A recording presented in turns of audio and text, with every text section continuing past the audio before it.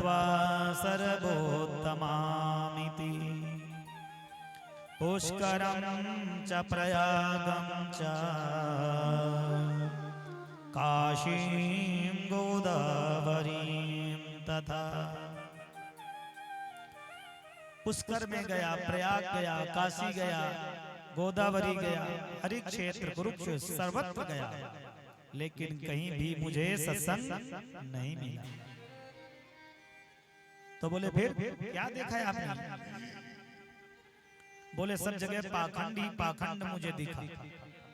बड़े बड़े आश्रम दिखाई दे रहे हैं, और एक जगह तो आश्रम दिखाई दिया कि मौनी बाबा का आश्रम, और मौनी बाबा के आश्रम में जब मैं गया तो देखा तो सबसे ज्यादा शोर वहीं से, शोर की आवाज वहीं से आ रही थी, जहाँ मौनी बाबा लिखा हुआ।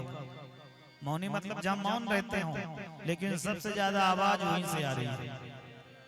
आगे बढ़ा तो क्या देखा, ब्रह्मचारी जी का आश्रम, और अंदर गया तो 2-4-10 बच्चे वहीं खेलते नजर आए। बोर्ड में तो ब्रह्मचारी जी लिखा है, लेकिन आश्रम में बच्चे ही बच्चे दिखाई दे रहे।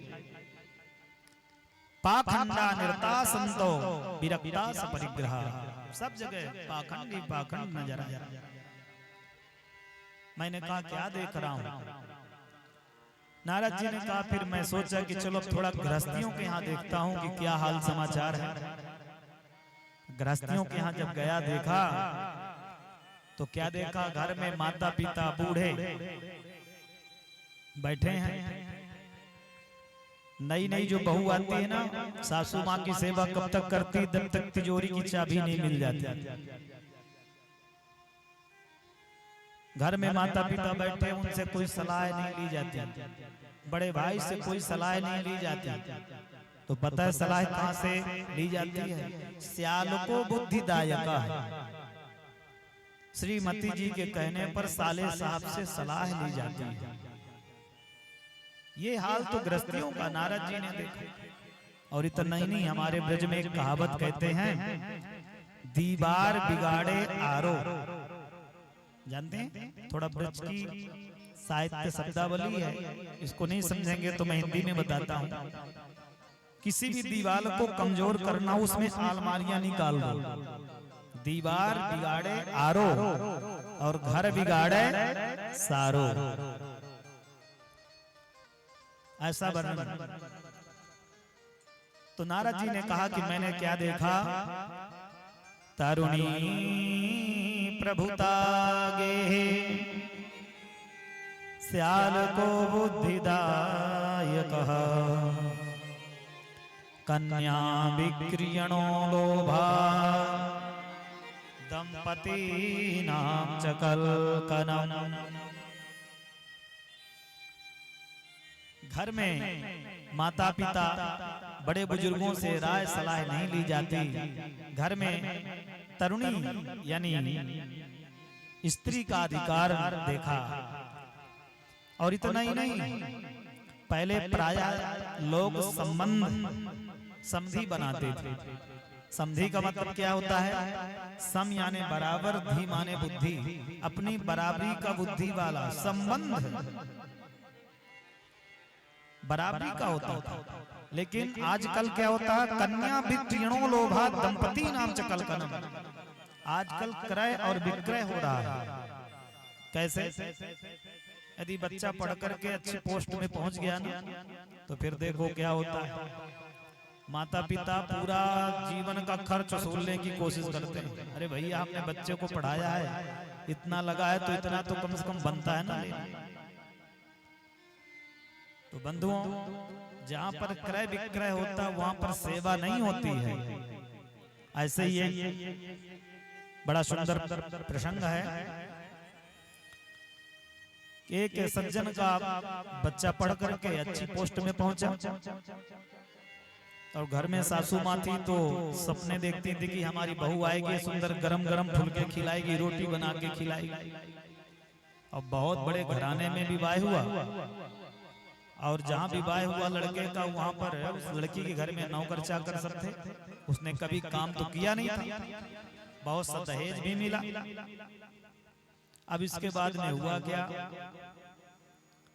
विवाह हो गया, सुंदर दहेज मिल गया। अब सासू माँ बड़ी खुश हैं कि बहू हमारी सेवा करेगी। एक दिन हुआ, 2 दिन हुआ, 3 दिन हुआ। अब जो बहू रानी थी ना, उसका जो उठने का जगने का समय था वो 10 बजे। अब सासू माँ परेशान कि क्या करूं, लगता सेवा नहीं करेगी क्या। सासू माँ को उल्टी सेवा करनी पड़ती थी, चाय बनानी पड़ती थी, झाड़ू लगाना पड़ता था। एक दिन सासू माँ ने अपने बच्चे को बुलाया, बोले देख बेटा अब मुझसे बर्दाश्त नहीं होता, कब तक बर्दाश्त करूंगी, ये तेरी बहू है बिल्कुल कुछ काम नहीं करती है। बच्चा ने कहा मैं क्या कर सकता हूँ, बोले उसको समझाओ। लड़के ने कहा जाकर के अपनी पत्नी से, तो पत्नी ने कहा देखो हमने कभी काम धाम तो किया नहीं, हमसे कुछ आता नहीं। अब उसने सोचा कि माँ से कहूंगा तो घर में लड़ाई होगी, क्या करूं। तो माँ ने कहा कि लगता है उसको ऐसे समझ में नहीं आएगा, तो क्या करें। तो माँ ने कहा कि बेटा चल आज हम एक युक्ति निकाली है मैंने, एक बात मेरे मन में आई उसको करती हूँ, शायद बात बने। बोले क्या। बोले मैं झाड़ू लगाऊंगी और उसी समय तुम मेरा हाथ पकड़ना कि नहीं माँ तुम झाड़ू मत लगाओ। बोले उससे क्या होगा। बोले हो सकता है उसको शर्म आ जाए तो आकर कह दे चलो तुम हटो मैं लगाती हूँ झाड़ू। दोनों झगड़ना शुरू किए। माँ ने कहा नहीं मैं झाड़ू लगाऊंगी, बेटे ने कहा नहीं नहीं तुम नहीं लगाओगी मैं लगाऊंगा माँ। इतने में क्या हुआ, कमरे से आवाज आई, अरे शोरगुल कैसे हो रहा है, हल्ला कैसे हो रहा है। सासू माँ ने कहा कि बहू तू ही बता, ये कह रहा है कि मैं झाड़ू लगाऊंगा, तो क्या इसको शोभा देता है झाड़ू लगाना। स्त्रियों के रहते पुरुष झाड़ू लगाए तो लोग क्या कहेंगे समाज में। तो पता है क्या हुआ, बहू उठ करके आई, दरवाजे को खोला और उसने कहा एक काम करो, यदि बेटा और माँ में आपस में बनती नहीं है ना, तो एक काम किया करो 15 दिन तुम झाड़ू लगाओ, 15 दिन तुम झाड़ू लगाया करो। और ऐसा कह करके सीधे गई बिस्तर में लेट गई। तो बंधुओं जब संबंध क्रय और विक्रय के होंगे, पैसे का ज्यादा लेन देन होगा, तो वहां पर सेवा और सम्मान नहीं होगा। इसलिए बच्चों को संस्कार देना चाहिए। संस्कार से सेवा होती है ना कि संपत्ति से। इसलिए बच्चों को संस्कार दीजिए, संपत्ति थोड़ा कम पर संस्कार ज्यादा। इन कथाओं से हमको यही शिक्षा मिलती है। हम बच्चों को बड़ी बड़ी स्कूलों में पढ़ाते हैं। सबसे पहले आप लोग अपने बच्चे को संस्कार दीजिए कि बच्चा स्कूल जब जाए तो माता पिता के चरण छू के जाए, स्कूल से आए तो माता पिता के चरण छुए। बस यही धीरे धीरे संस्कार, बड़े छोटे का ज्ञान कराइए। और इतना ही नहीं, वो जब बच्चा आपके चरण छू के जाएगा तो आपको पता है आप से अपने आप आशीर्वाद, 4 प्रकार के आशीर्वाद उसको प्राप्त हो जाएंगे। अभिवादनशीलस्य नित्यं वृद्धोपि सेवितः, चत्वारि तस्य वर्धन्ते आयु विद्या यशो बल। 4 प्रकार के आशीर्वाद उसे अपने आप प्राप्त हो जाएंगे, आयु विद्या यश और बल। क्या करने से, मात्र अपने माता पिता के चरण छुए। गोस्वामी तुलसीदास जी रामायण में कहते हैं, क्या कहा है, प्रातः काल उठी के रघुनाथ, प्रातः काल उठी के रघुनाथ, प्रातः काल उठी के रघुनाथ, प्रातः काल उठी के रघुनाथ, माता पिता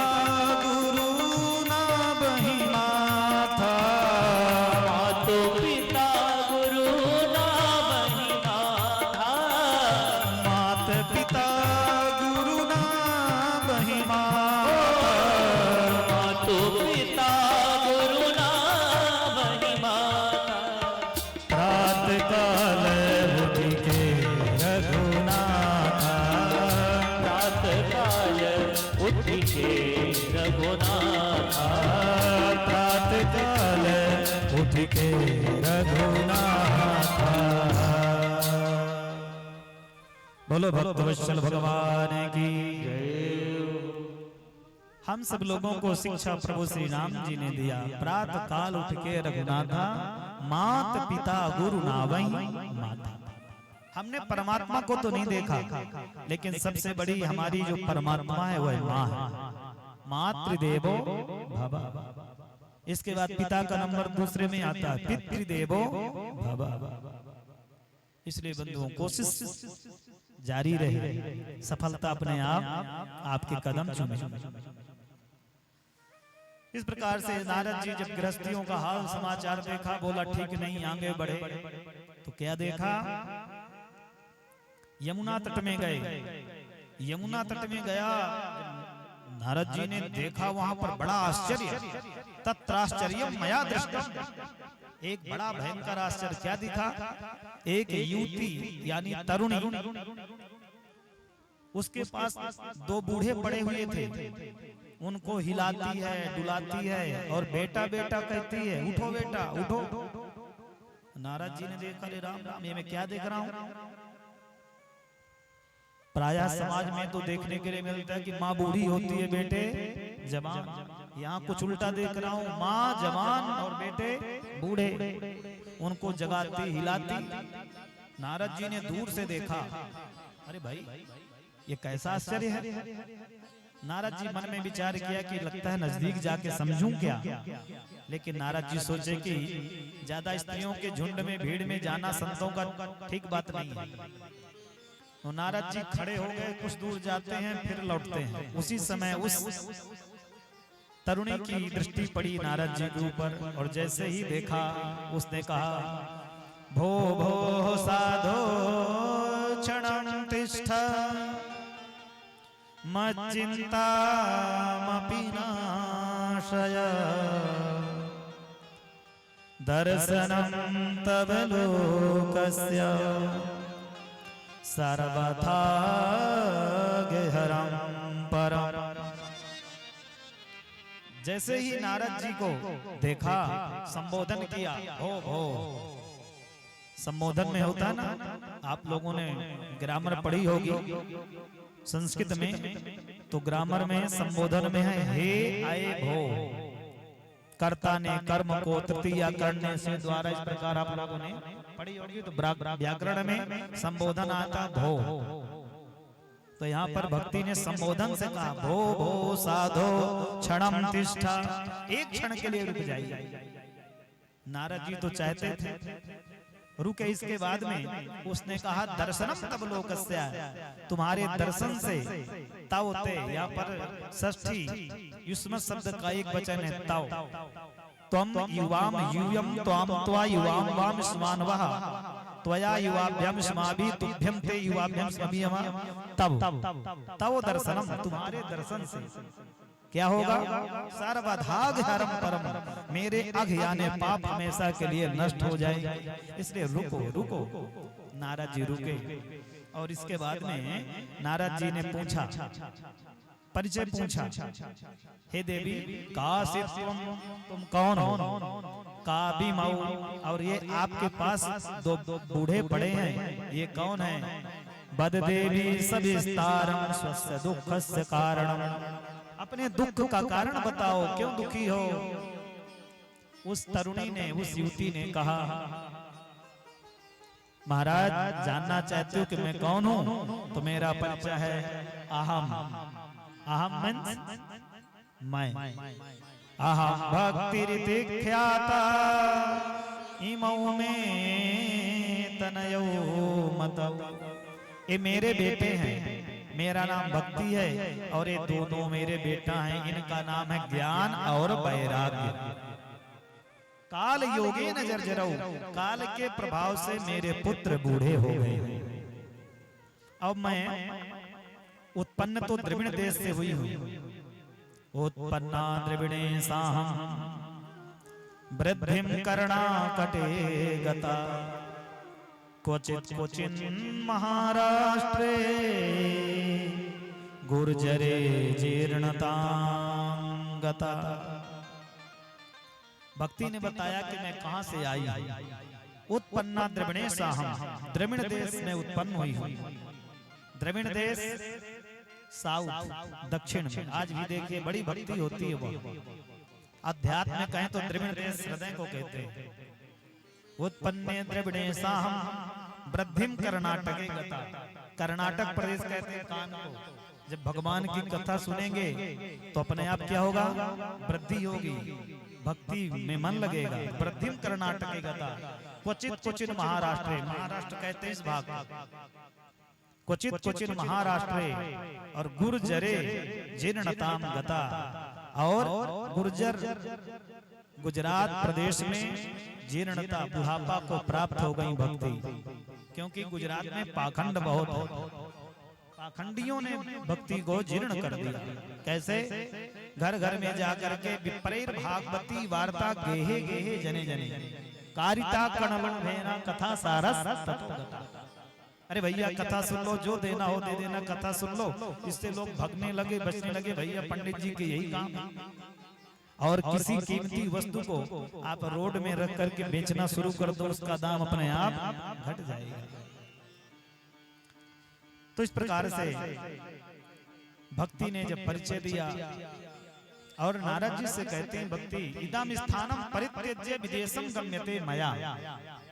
मैं तो अब संकल्प ले चुकी हूँ महाराज कि इदम माने इस स्थानम परित्यज्य, इस स्थान को छोड़ करके मैं चली जाऊंगी। बोले कहाँ? विदेशम गम्यते मया। यहाँ कर्मवाच्य का प्रयोग है। एक तो कर्तृवाच्य, कर्तृवाच्य में कर्ता प्रधान होता है और कर्मवाच्य में कर्म प्रधान होता है। तो इसलिए यहाँ पर भक्ति ने कहा विदेशम गम्यते मया, मया विदेशम गम्यते, मैं विदेश चली जाऊंगी।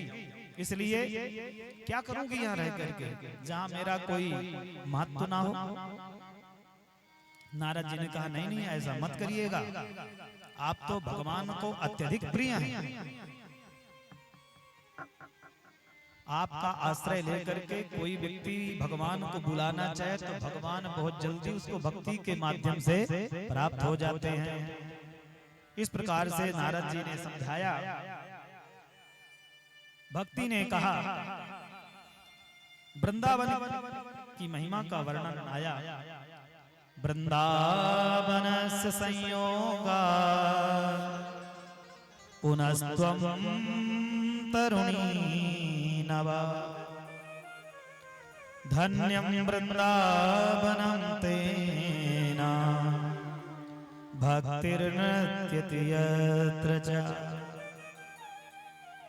भक्ति ने कहा कि धन्य वृंदावन, वृंदावन में जैसे ही पहुंची तो वहां तो मैं तरुणी हो गई, लेकिन मेरे इन पुत्रों का वहां भी कोई ग्राहक नहीं मिला। नारद जी ने कहा आप चिंता मत करिए। भक्ति ने कहा महाराज इस कलिकाल में राजा परीक्षित जानते थे, बहुत बड़े ज्ञानी थे, लेकिन कलयुग को रहने के लिए स्थान क्यों दे दिया? नारद जी ने कहा देवी राजा परीक्षित कोई साधारण राजा नहीं थे। उनको सब पता था धर्म और अधर्म, लेकिन उन्होंने पता है कलयुग के अंदर एक बहुत सुंदर दिव्य गुण देखा। और वह दिव्य गुण क्या देखा? जो सतयुग में, त्रेता में, द्वापर में अनेकों प्रकार की साधना से मिलता था, वो कलयुग में कीर्तन से प्राप्त होने का जब उन्होंने देखा कि ये गुण है कलयुग में, उन्होंने कलयुग को स्थान दिया। यत् फलं नास्ति तपसा न योगेन समाधिना तत्फलं लभते सम्यक् कलहु केशव कीर्तना। दो फल पहले तप से नहीं मिलता था, योग से नहीं मिलता था, समाधि से नहीं मिलता था। वह फल कलयुग में किससे मिल जाएगा? कीर्तन से। इसलिए गोस्वामी तुलसीदास जी ने क्या कहा? कलयुग केवल नाम आधार, कलयुग केवल नाम आधारा, कलयुग केवल नाम आधारा, कलयुग केवल नाम आधारा। सुमिर सुमिर नर उतरहि पारा, सुमिर सुमिर नर उतरहि पारा, कलयुग के बल नाम आधारा, कलयुग केवल नाम आधारा, कलयुग के बल नाम आधारा, कलयुग केवल नाम आधारा, सुमिर सुमिर नर उतरहि पारा, सुमिर सुमिर नर उतरहि पारा, सुमिर सुमिर नर उतरहि पारा, सुमिर सुमिर नर उतरहि पारा। बड़ा सुंदर दिव्य गुण देखा राजा परीक्षित ने, तो कलयुग को स्थान दे दिया। अरे बोले काम का है, काम का है, इसको रख लिया। और इस प्रकार से जैसे ही भगवान इस धराधाम को छोड़ करके गए, उस दिन से कलयुग का आगमन हो गया। तो नारद जी कहते हैं देवी कलयुग खराब नहीं है, कलयुग तो बहुत अच्छा है। और इस प्रकार से नारद जी ने भक्ति को समझाया। और जब भक्ति को नारद जी ने समझाया तो भक्ति ने कहा सुरर से तुम ही धन्योसी मद भाग्येन समागतः, साधूनां दर्शनम लोके सर्वसिद्धिकरं परम। हे सुरर से आप धन्य हैं, मेरे बड़े भाग्य से आपका दर्शन मुझे प्राप्त हुआ।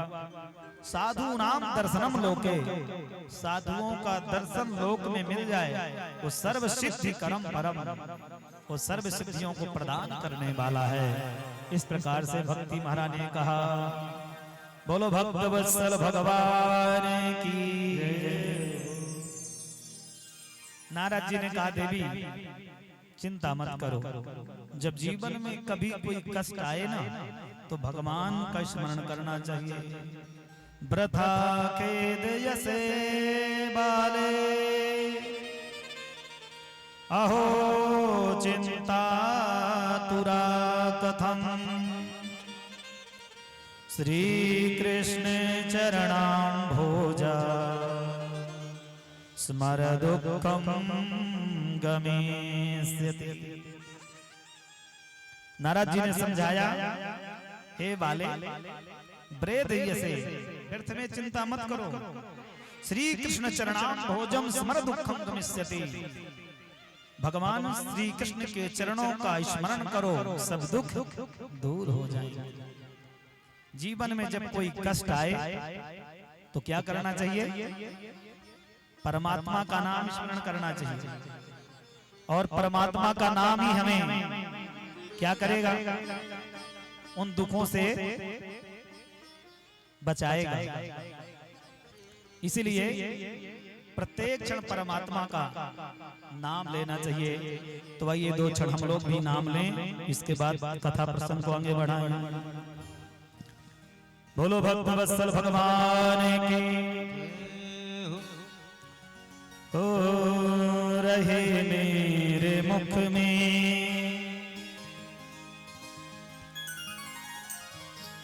रहे मेरे मुख में सदा तेरा नाम,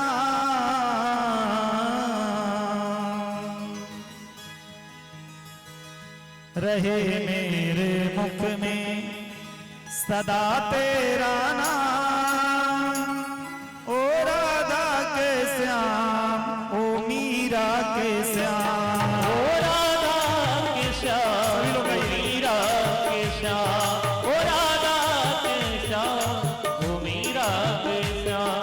रहे मेरे मुख में सदा तेरा नाम, रहे मेरे मुख में सदा तेरा नाम, रहे मेरे मुख में सदा तेरा नाम, रहे मेरे मुख में सदा तेरा नाम। ओ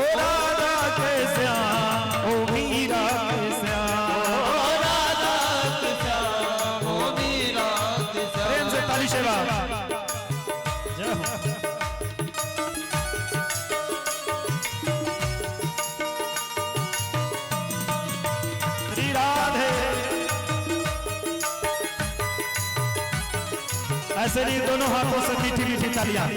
श्री राधे।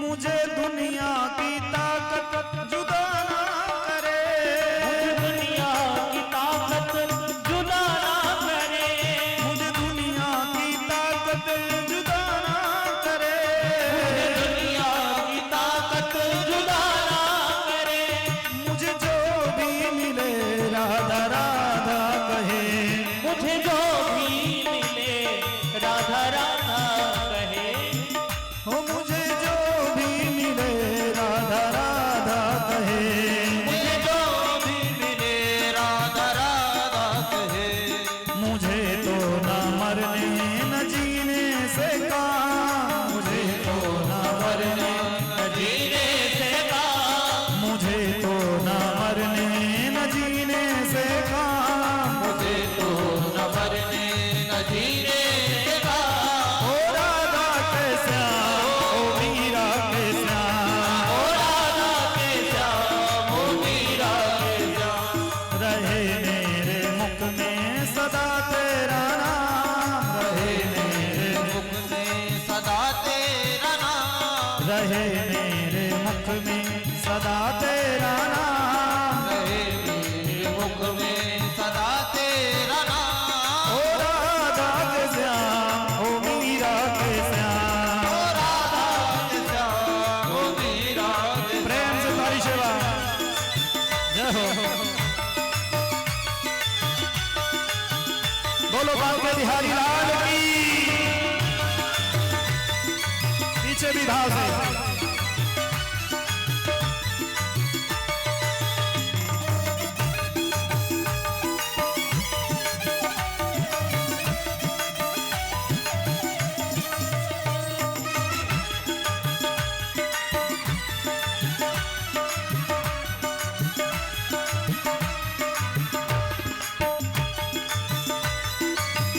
जय हो।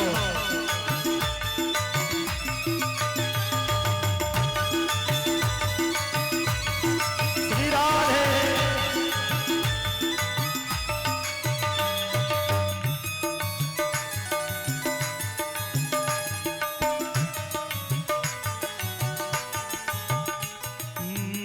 चाहे मुझको कोई दीवाना कहे, चाहे मुझको कोई दीवाना कहे,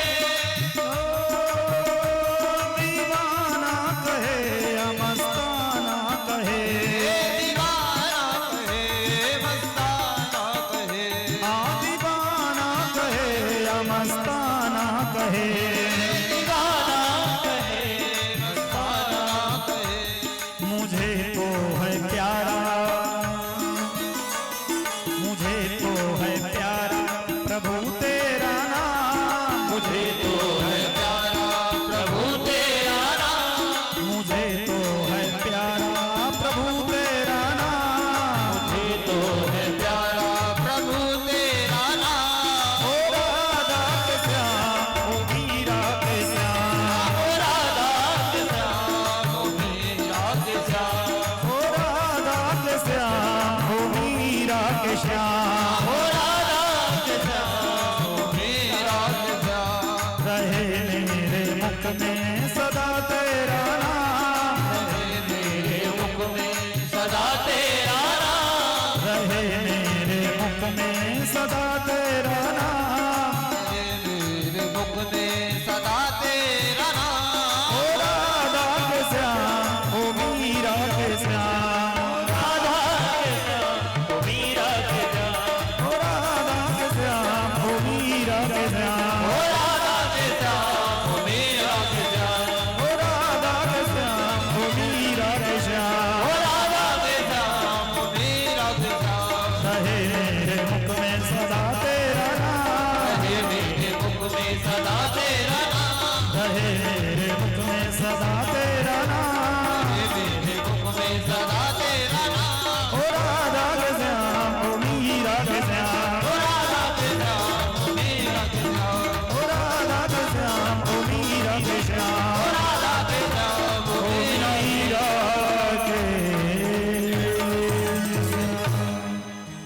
बोलो भक्त वत्सल भगवान की तो प्रेम से क्या बोलना पड़ेगा?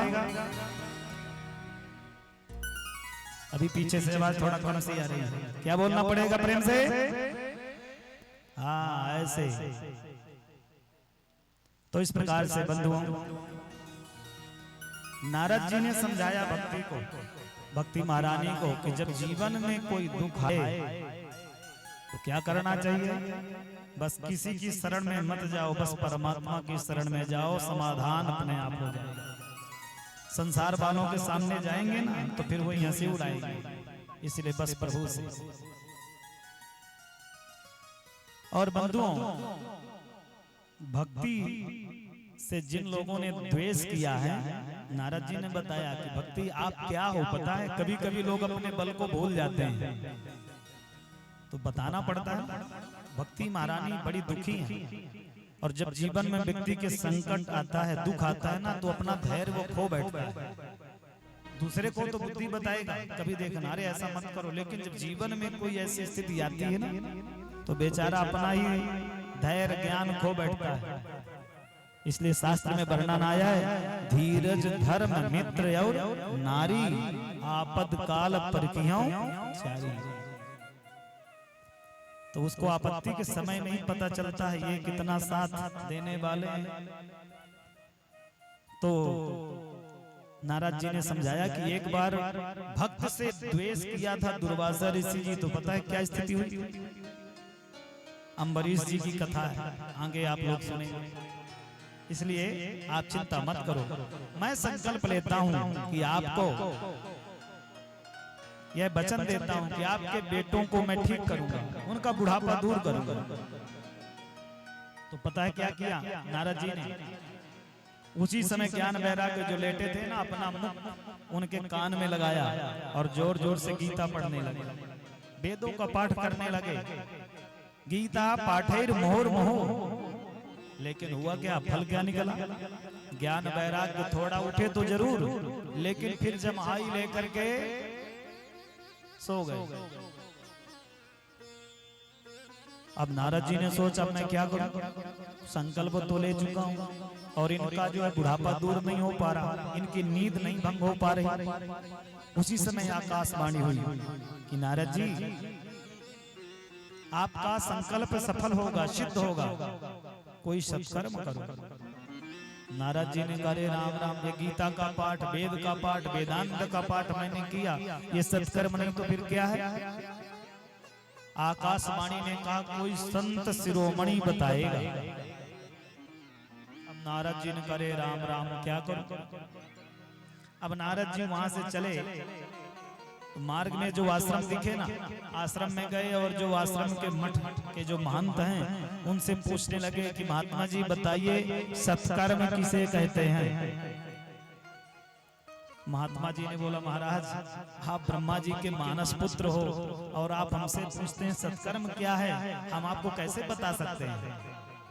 अरे कोई अनुभवी डॉक्टर हो और कोई झोला छाप डॉक्टर से पूछे भैया मुझे बुखार आ गया है, कोई दवाई बताओ, तो बेचारा क्या करेगा? वो तो घबरा जाएगा। अब नारद जी पूछ रहे हैं कि सत्कर्म किसे कहते हैं, तो सब घबरा गए। महाराज आपको हम क्या बता सकते हैं कि सत्कर्म किसे कहते हैं? नारद जी ने कहा फिर आप मठ के महंत हैं, संत हैं, आपको सत्कर्म नहीं पता? अब वहां से जब दूसरे आश्रम की ओर आगे बढ़े, कुछ शिष्यों ने बता दिया अपने महात्मा जी से, महाराज जी से कि आजकल नारद जी एक प्रश्न लिए घूम रहे हैं और सबसे पूछते हैं कि सत्कर्म क्या है। तो आश्रम के जो महंत थे उन लोगों ने सोचा कि यदि हम नहीं बता पाएंगे तो बेइज्जती होगी। उन्होंने कह दिया कि भैया कह देना कि हमारे गुरुजी मौन व्रत धारण कर रखे हैं, वो बात ही नहीं करते। तो कुछ लोगों ने तो मौन व्रत धारण कर लिया, किस लिए कि नारद जी को बताना ना पड़े, क्योंकि बताएंगे और हो सकता सही ना निकला तो बेइज्जती होगी। कुछ लोग आश्रम ही छोड़ करके चले गए। अब नारद जी को बड़ी चिंता हुई, क्या करूं? नारद जी ने कहा अब कोई समाधान नहीं निकल रहा तो क्या करना चाहिए? मैंने कहा ना, जब कोई काम का समाधान न निकले तो परमात्मा की शरण में बस बैठ जाओ, चले जाओ। और नारद जी ने यही किया। ततश्चिंता तुरः स्तोथा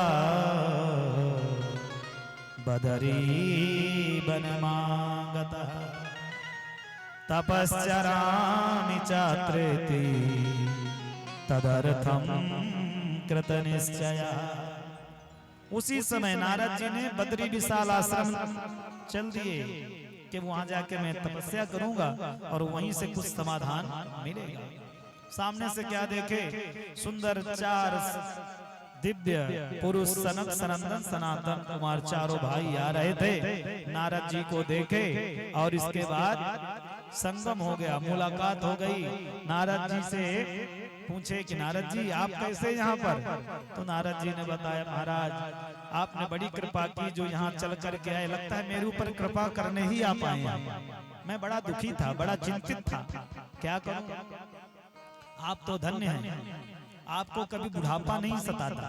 पता है ये जो चारों भाई हैं इनकी हमेशा आयु 5 वर्ष की ही रहती है और ये पूर्वजों के भी पूर्वज है। सबसे पहले सृष्टि जब हुई ना ब्रह्मा जी की मान जो सृष्टि में, तो यही हुए सनक सनंदन सनातन सनत कुमार। लेकिन आयु कितनी है? 5 वर्ष की। इनको बुढ़ापा नहीं आता। क्यों? क्योंकि वर्णन आया है हरि शरणम एवं ही नित्यम ऐसा मुखे बचा। इनके मुख में हमेशा एक नाम प्रभु का रहता, हरि शरणम हरि शरणम। इसका जाप करने से बंधुओं बुढ़ापा जल्दी नहीं आता।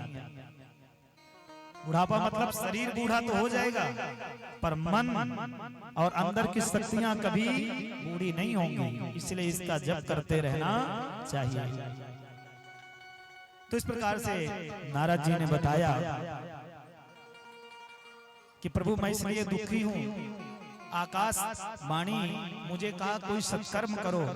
मैं भक्ति के पुत्रों को ज्ञान और वैराग्य को जगाना चाहा, उठाना चाहा, उनको उठा नहीं पाया। और उसी समय आकाशवाणी हुई कि तुम कोई सत्कर्म करो। तो मैं आपसे पूछना चाहता हूँ, आप तो बहुत बड़े ज्ञानी हैं, सत्कर्म किसे कहते हैं? जैसे ही नारद जी ने सत्कर्म के विषय में पूछा तो सनक सनंदन सनातन सनत कुमार चारों भाइयों ने हंसा और कहते हैं नारद जी तो बड़ा ही प्रश्न सरल है। जानते हैं सत्कर्म किसे कहते हैं? सत्कर्म सूचको नूनम ज्ञान यज्ञ स्मृतो बुधैः श्रीमद्भागवतालापः सतु गीतः सुखादिभिः। सत्कर्म कहते हैं, विद्वानों ने कहा है भागवत जी को सत्कर्म श्रीमद् भागवत पुराण को कहते हैं। बोलो श्रीमद् भागवत महापुराण की। नारद जी ने कहा महाराज एक मिनट रुकिए, मैंने गीता का पाठ किया, वेद का पाठ किया, वेदांत का पाठ किया, ये सत्कर्म नहीं है क्या? बोले सत्कर्म तो है लेकिन उदाहरण से समझो। नारद जी को उदाहरण से समझाया क्या? बोले जैसे आम का वृक्ष होता है ना, आम के वृक्ष में पत्तों में डालियों में रस तो भरा होता है, लेकिन क्या वो स्वाद आपको मिलेगा जो फल में होता है? कोई पत्ते चबाए, कोई डालियां चबाए तो वो स्वाद उसे मिल सकता है क्या जो फल से मिलने वाला? और ये भागवत क्या है? ये फल है, वृक्षों का फल। इसलिए प्रथम स्कंद के द्वितीय दूसरे श्लोक में है निगम कल्प तरोर गलितम फलम। ये फल है और फल को खा करके ही पता लगाया जा सकता है कि इस पेड़ का फल बहुत मीठा होता है। पत्ते और डालियों से पता नहीं चल सकता कि इसका फल मीठा है। तो वेद और वेदांत क्या है? वृक्ष है, डालियां हैं, पत्ते हैं और उसका फल है भागवत। दूसरा उदाहरण दिया जैसे दूध से घी बनता है, दूध से घी बनता है और आपके घर में घी समाप्त हो जाए और आप सोचें कि दूध से ही हम पूड़ी निकाल लें, तो क्या पूड़ी निकल सकती है? हाँ? नहीं निकल सकती। तीसरा उदाहरण दिया जैसे गन्ने के रस से चीनी बनती है। आपके घर में कोई मेहमान आ जाए और चीनी घर में खत्म हो गई हो, आप सोचो गन्ना रखा है, चलो गन्ने का रस ही डाल देते हैं चाय में, तो क्या चाय बनेगी? नहीं बन सकती। तो उसी प्रकार से ये जो श्रीमद् भागवत क्या है? यह फल है। जैसे गन्ने के रस से बनती है चीनी तो जो रस नहीं काम कर सकता, रस से ही बन सकती है वो चीनी, लेकिन जो चीनी काम करेगी वो रस नहीं कर सकता। जैसे जो काम घी करेगा वो दूध नहीं कर सकता, दूध से ही घी बनता है। उसी प्रकार से वेद उपनिषद इन सब का फल है श्रीमद् भागवत। इस प्रकार अनेकों प्रकार के दृष्टांतों से नारद जी को समझाया। कहते हैं नारद जी, श्रीमद् भागवतम श्राव्यम शोक दुख विनाशनम। श्रीमद् भागवत कथा सुनने से संपूर्ण जीवन के दुख शोक नष्ट हो जाते हैं। बोलो श्रीमद् भागवत महापुराण की। नारद जी गदगद हो गए, खुश हो गए और कहते हैं वाह प्रभु बड़ी कृपा हुई आपकी। और बंधुओं, जब तक प्रभु की कृपा नहीं होगी तो सत्संग कभी मिल ही नहीं सकता है। गोस्वामी तुलसीदास जी ने क्या कहा, बिनु सत्संग विवेक न होई, बिनु सत्संग विवेक न होई, बिनु सत्संग विवेक न होई, बिनु सत्संग विवेक न होई। राम कृपा बिन सुलभ न सोई, राम कृपा बिनु सुलभ न सोई, बिनु सत्संग विवेक न होई, बिनु सत्संग विवेक न होई, बिनु सत्संग विवेक न होई, बिनु सत्संग विवेक न होई। राम कृपा बिन सुलभ न सोई, राम कृपा बिनु सुलभ न सोई, राम कृपा बिन सुलभ न सोई, राम कृपा बिनु सुलभ न सोई, बिनु सत्संग विवेक न होई, बिनु सत्संग विवेक न होई, बिनु सत्संग विवेक न होई, बिनु सत्संग विवेक न होई। राम कृपा बिन सुलभ न सोई, राम कृपा बिनु सुलभ न सोई, राम कृपा बिन सुलभ न सोई, राम कृपा बिनु सुलभ न सोई, राम कृपा बिन सुलभ न सोई, राम कृपा बिनु सुलभ न सोई। बोलो भगवत्सल भगवान की। जय। तो बिनु सत्संग विवेक न होई, बिना सत्संग के विवेक यानी ज्ञान की प्राप्ति संभव नहीं। और वो भी सत्संग कब प्राप्त होगा, राम कृपा। जब तक प्रभु की कृपा, राम की कृपा, मेरे श्याम की कृपा नहीं होगी वो सुलभ ही नहीं हो सकता है। बोलो भगवत्सल भगवान की जय। इस प्रकार से नारद जी सनकादि ऋषियों से निवेदन किया कि प्रभु और तो सब ठीक है, पर ज्ञान यज्ञम करिष्यामि। आपने कहा ना, तो उस ज्ञान यज्ञ को मैं करूंगा, लेकिन उसके लिए कहाँ करूं, कैसे करूं, कृपा करके विस्तार से बताइए। गोत्र कार्यो मया यज्ञ, मैं कहाँ पर उस यज्ञ को करूं और कितने दिन करना चाहिए। तो सनक, सनंदन, सनातन, सनत कुमार चारों भाइयों ने बताया कि यह जो अनुष्ठान है ये 7 दिवसीय है, 7 दिनों तक करना है। 7 दिनों के लिए बताया और स्थान बताया। नारद जी को कहते हैं, सुनो नारद जी ध्यान से, कहां पर इस आयोजन को करना है। शृणु नारद वक्ष्यामो विनम्राय विवेकिने, गंगा द्वार समीपे तो तटमानंद नामकम। उन्होंने बताया, देखिए ना तो हरिद्वार कहा ना हरद्वार कहा। क्यों? ये कार्यक्रम हुआ पता है कहाँ, हरिद्वार में। आनंद नाम का एक तट है हरिद्वार में, वहां पर यह आयोजन हुआ श्रीमद् भागवत का। लेकिन हरिद्वार नहीं कहा जाए, क्यों? हरिद्वार यदि कहते तो जो हरि के भक्त हैं वो सोचते कि हमारे प्रभु की कथा है। हरिद्वार कहते तो जो शिव जी के भक्त हैं वो सोचते कि हमारे प्रभु की कथा है, आपस में मतभेद हो जाता। इसलिए ना यहाँ हरिद्वार कहा ना हरिद्वार कहा, यहाँ पर क्या कहा? गंगा द्वार। आनंद नाम का तट है, वहीं पर श्रीमद् भागवत की कथा होगी, ये निश्चित हो गया। अब सुंदर चार भाई, अब चारों भाइयों के लिए सुंदर चार पीठ बना दी गई, नव कोमल बालुकम, 9 सुंदर छोटी छोटी पीठें बना दी गई, व्यासपीठ। चारों भाई सुंदर बैठ गए और वह इतना रमणीक स्थान है, यत् समीपस्थ जीवानाम वैरम चेतसिना स्थिरम।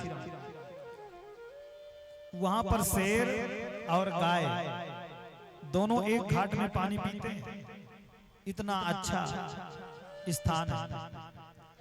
गाय और शेर कभी एक स्थान में पानी नहीं पीते, लेकिन वो हरिद्वार जो आनंद नाम का तट है, वहां पर गाय और शेर एक घाट में पानी पीते हैं। क्योंकि जहाँ पर भजन करने वाले संत होते हैं ना, वहाँ का वातावरण पूरा दिव्य हो जाता है, व्यक्ति के अंदर का बैर भाव समाप्त हो जाता है। अब इसके बाद में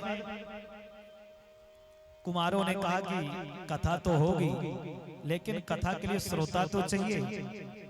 यदि वाचक कथा सुनाने बैठ जाएं, श्रोता न तो किसको कथा सुनाएंगे?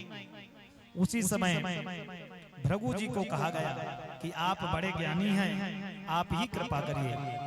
भृगु जी ने तुरंत जाकर के सभी को बुला करके सभी को लाया, सभी को निमंत्रण दिया और सभी लोग कथा के लिए पहुंचे हैं। यहाँ तक कि वेदांत 10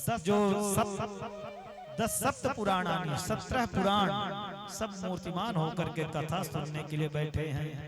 और यहाँ पर चारों भाइयों ने कथा सुनाना प्रारंभ कर दिया। गंगा इत्यादि जो नदियां हैं सब मूर्तिमान होकर के कथा सुनने के लिए बैठी हैं।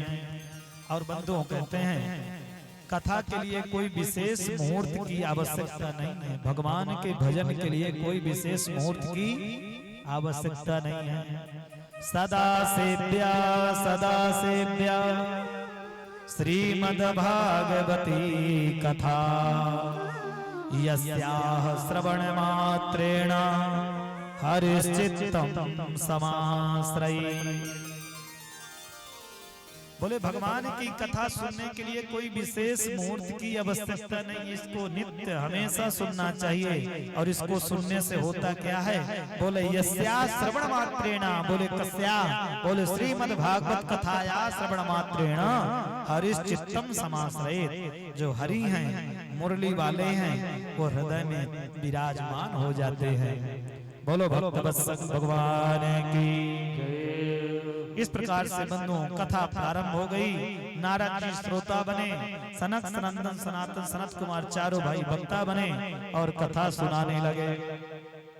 इस प्रकार से बंधुओं वर्णन आया है कि जो भागवत का एक श्लोक का पाठ कर लेता है अथवा एक श्लोक के आधे का भी पाठ कर लेता है तो नित्यम पुण्य ममाप्नोति राजसूयस्य मेधयो, उसको अनेकों यज्ञों का फल प्राप्त होता है, राजसू यज्ञ का फल प्राप्त होता है। और अपने घर में जो भागवत ग्रंथ को विराजमान करके मात्र पूजा करता है तो जानते हैं क्या फल मिलता है? कथा भागवतस्यापि नित्यम भवति यद गृहे तद्ग्रहं तीर्थ रूपम ही बसतां पापनाशनम्। जिन घरों में भागवत ग्रंथ विराजमान है, मात्र उसकी आरती पूजा होती है, एक पुष्प अर्पण कर दिया जाता है तो समझिए उसके घर के संपूर्ण जो पाप है नष्ट हो जाते हैं और वह घर तीर्थवत हो जाता है।